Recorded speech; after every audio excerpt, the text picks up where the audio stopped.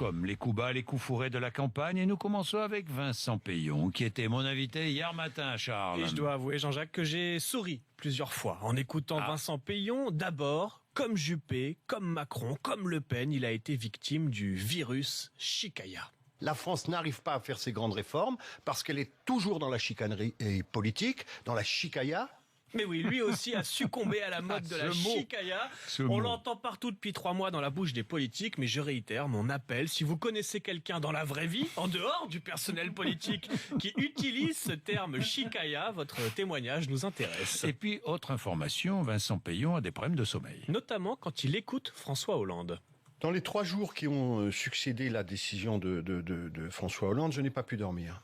3 jours sans dormir. Quand on sait que selon la science, une seule nuit blanche équivaut à un taux d'alcoolémie de 0,5 g par litre de sang, on comprend peut-être mieux la décision de se présenter de la part de Vincent Peillon. D'ailleurs, cette question du sommeil l'obsède, y compris quand il parle de la France.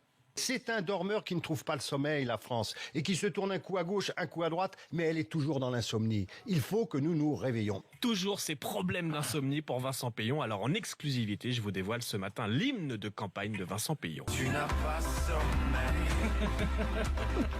Le froid, la soif, la dalle, t'as tout mais tu n'as pas sommeil. Vous avez reconnu Stromae. Oui. Après une parenthèse politique, Karine Le Marchand a repris hier soir ses interviews d'agriculteurs. Mais oui, après avoir interviewé des candidats dans un canapé, elle interrogeait hier soir des agriculteurs célibataires dans leur exploitation.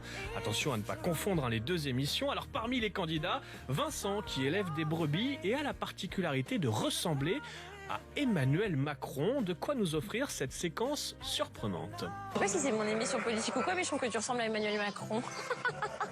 Alors, On te l'a déjà dit ou pas? non, pas spécialement. Tu ressembles à Emmanuel Macron. Je sais pas, tu crois que c'est bien? Il est beau gosse, hein. Ah bon? Les filles adorent. Mais bon, il faut que tu trouves ta Brigitte. Elle a même pas de nom, tiens, cette petite. C'est l'année de quelque chose. Brigitte. Très bien. En plus, il a de l'humour, c'est bien. Monsieur Macron va dans le vouloir, non? Brigitte ne sera pas envoyée à l'abattoir, rassurez-vous.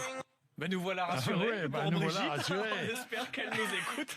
Enfin, Gilbert Collard se dit victime du lobby crépier. Tout commence la semaine dernière. Interrogé sur les bons chiffres du chômage, Gilbert Collard dénonce une baisse en trompe-l'œil. Il y a les stages de formation dont on a pu apprendre par le Canard enchaîné qu'il y avait même des stages de crêperie et d'hypnotise. Ce sont de faux emplois qui sont créés. Le député du Rassemblement Bleu Marine se moque des stages de crêperie. Ni une ni deux, la Bretagne réagit.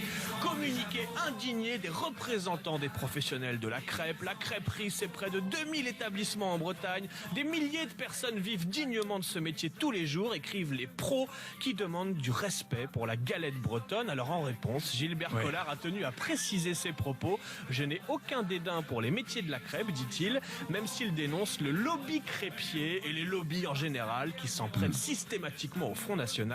Alors Marine Le Pen prendra-t-elle parti en faveur de Gilbert Collard face au lobby de la galette? Réponse ou pas dans un instant. Oui, je ne sais pas si ce sera ma question essentielle. Pas la je vous le dis première, en tout de tout cas. suite. Non, sûrement pas. Il est 8h26. Merci.